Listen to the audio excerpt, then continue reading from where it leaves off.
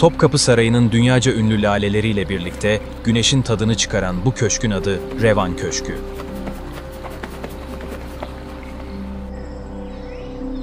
Bir zamanlar Sultan 4. Murad'ın balkonunda oturup bahçesinde eğitim gören Enderun öğrencilerini seyrettiği bu köşk, aynı zamanda isyancı patrona Halil'in vezirlik verilme bahanesiyle çağrılıp idam ettirildiği köşkün ta kendisi.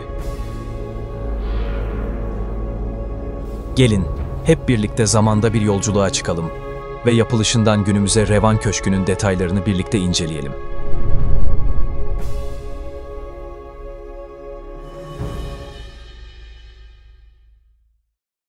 Topkapı Sarayı'nın 4. avlusunda yer alan Revan Köşkü, adını Sultan 4. Murad'ın Revan, yani bugünkü Ermenistan'daki Erivan şehrine yaptığı seferden alıyor. O günkü adıyla Revan şehri 1583 yılının Eylül ayında Ferhat Paşa tarafından ele geçirilmiş ve Osmanlı Devleti'nin kontrolü altına girmişti. 1603 yılında başlayan Osmanlı-Safevi savaşlarından Revan'da etkilenmiş, Şah 1. Abbas, 7 yıllık bir kuşatmadan sonra Revan şehrinin kontrolünü ele geçirmişti. Aradan 32 yıl geçtikten sonra o dönem Osmanlı padişahı olan Sultan 4. Murat, 1635 yılının Temmuz ayında ordusunun başında sefere çıkarak doğrudan Revan'a yürümüş, yaklaşık 10 gün süren bir kuşatmanın ardından 8 Ağustos 1635 günü Revan'ı tekrar fethetmişti. Seferin ardından İstanbul'a dönen Sultan 4. Murat, bu zaferin hatırası olarak Revan Köşkü'nün yapılması için talimat vermişti.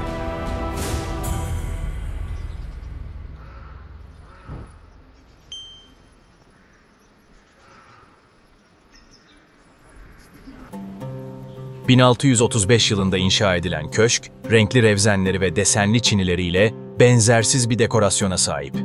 Göz kamaştırıcı mimarisi ve tanıklık ettiği ilginç olaylarla zamanın her döneminde popülerliğini korumayı başarmıştır.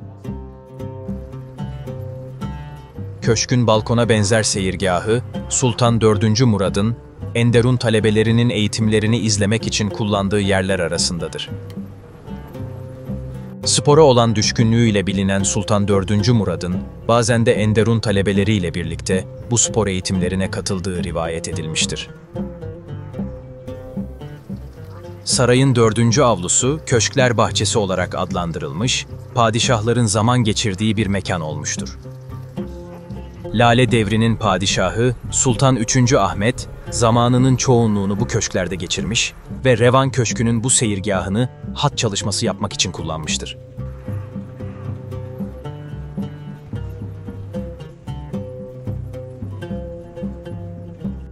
Yapıldığı günden itibaren birçok amaç için kullanılan bu köşk, uzun yıllar boyunca sarayda düzenlenen huzur derslerine de ev sahipliği yapmıştır.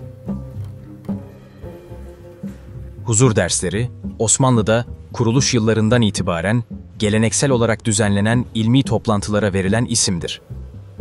Osmanlı padişahları, ilmi ortamı canlandırmak, kültürel gelişmeyi sağlamak için huzurlarında ulemanın da katılımıyla dersler düzenler, bu derslerde dini ve ilmi konular üzerine konuşulurdu. Fatih Sultan Mehmet döneminden itibaren bizzat padişahın da katıldığı ilmi sohbetler ve tartışmalar büyük bir yoğunluk kazanmıştır.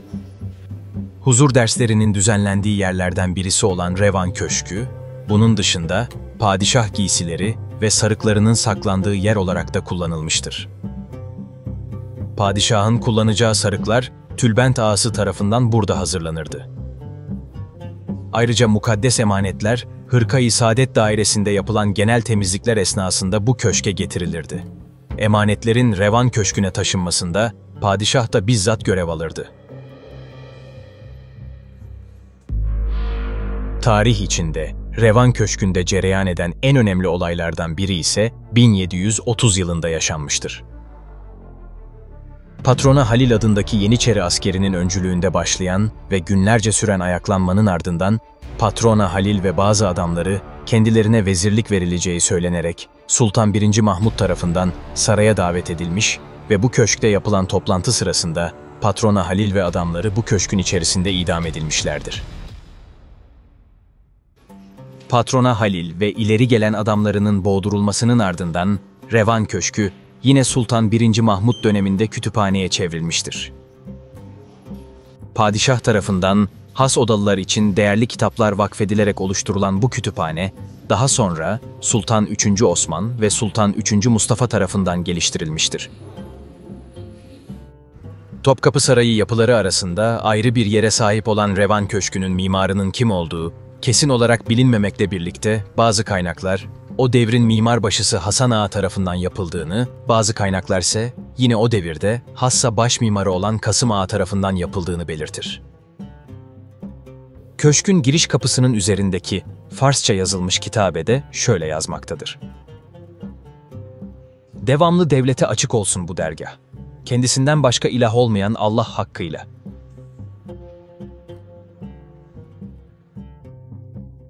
Sekizgen planlı yapı, 3 eyvanlı, yani merkeze açılan 3 odalı düzendedir.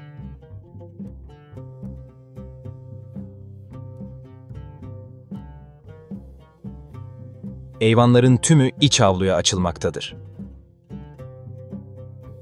Yapının üzerine örten 7,7 metre çapındaki kasnaksız kubbenin eteğine 4 yönde birer pencere açılmıştır. Köşkün duvarlarında çift sıra pencere bulunur ve bu pencerelerden alt sıradakiler dikdörtgen, üst sıradakilerse sivri kemerli açıklıklara sahiptir.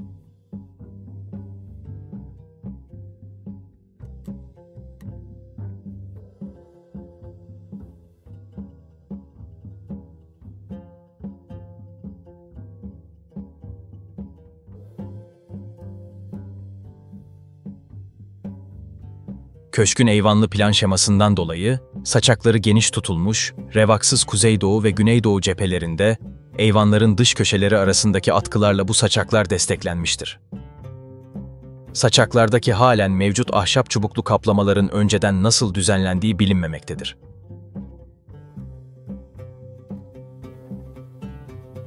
Revan Köşkü'nün Hırka-i Saadet Dairesi'nin revakı önünde inşa edilmiş olması tasarımında etkin rol oynamış ve bu durum plan şemasına da yansımıştır.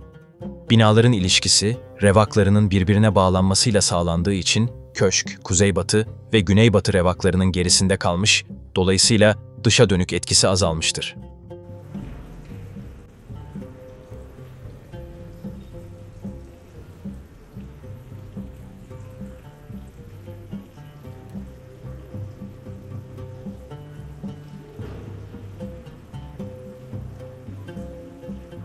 Köşkün, Lale Bahçesi kotundaki bodrum katı, Güneydoğu cephesinde yer alan 2 kapıyla 2 küçük mekandan bahçeye açılmaktadır.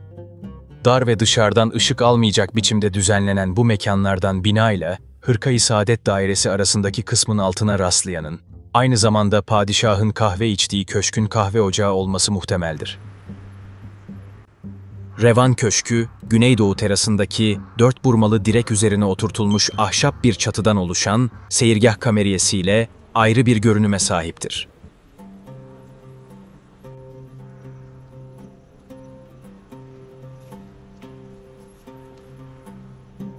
Kesme taş malzemeyle inşa edilen köşkün revakları, başlıkları mukarnaslı sütunlara bindirilmiş, kapı kemerinde almaşık olarak beyaz ve yeşil, diğer kemerlerde beyaz ve kırmızı taşlar kullanılmıştır.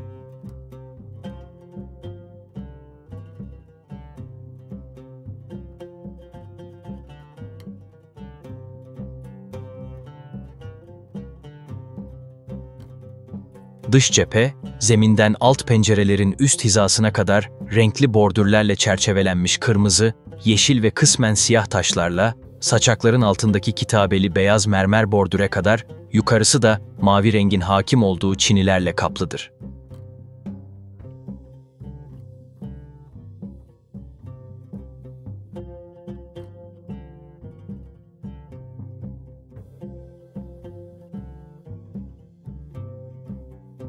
Sağır cephelerde göze çarpan, yaklaşık 1 metre çapındaki dairesel kırmızı taş levhaların, beyaz mermer levhaların içine kakma yöntemiyle yerleştirilmiş olması, Memlük mimarisindeki renkli taş süslemelerini hatırlatmaktadır. Köşkün içi de kubbe seviyesine kadar tamamen çini kaplamadır.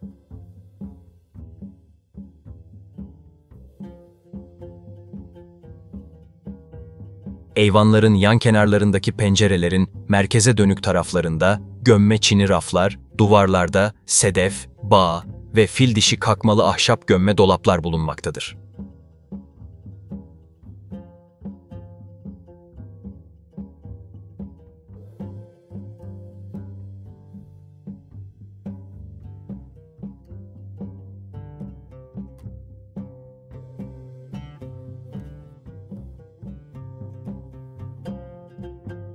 Alt pencereler, altıgenlerle oluşturulmuş, şebekeli, üst pencerelerse revzenlidir.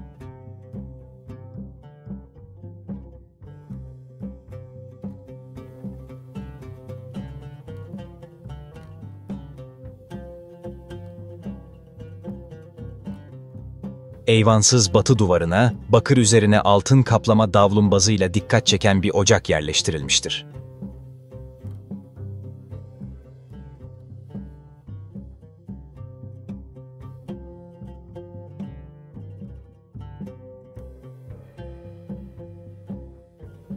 Kubbe içi süslemeleri Sultan Reşat dönemine aittir.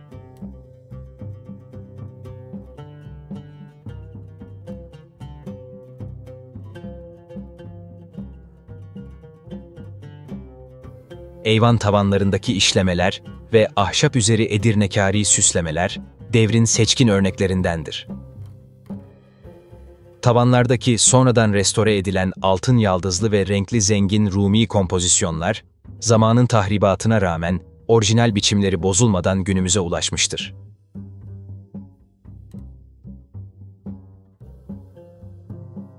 Köşkün içerisinde yer alan taht ise Osmanlı'da Topkapı Sarayı'nda düzenlenen bayramlaşma törenlerinde padişahların Arife günü kullandıkları Arife tahtıdır.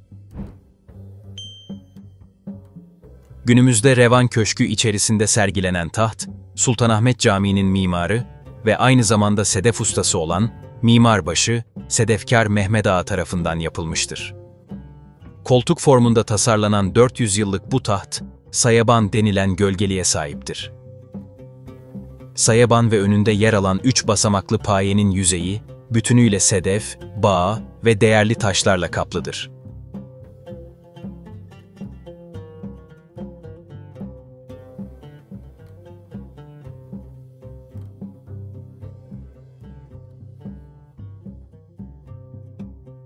Kubbenin iç kısmında Sultan 1. Ahmet'in adı yazılıdır ve her köşesinde altın ve zümrütle süslü birer tepelik bulunur.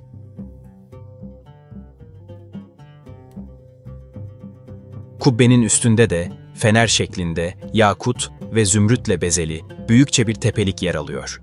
Ve bu tepelik necef bir alemle tamamlanıyor. Kubbe içinde ise altın, zümrüt, firuze ve incilerden oluşan bir taht askısı görülüyor. Arife tahtı, 17. yüzyıl Osmanlı ahşap, sedef ve bağ işçiliğinin önemli bir örneği olarak gösteriliyor. Sultan 4. Murad'ın Revan Seferi sonrası yaptırdığı bu zarif yapı, sadece bir zaferin anısı değil, aynı zamanda dönemin sanat anlayışının, mimari zevkinin ve ustalığın da yaşayan bir temsilcisi. Klasik devir Türk sanatının en muhteşem eserlerinden olan Revan Köşkü, mimarisi, iç ve dış süslemesinin zenginliği ile Topkapı Sarayı'nın bahçelerinde gezinirken aniden karşımıza çıkıyor. İlk yapıldığı günden günümüze hikayesini bize fısıldıyor.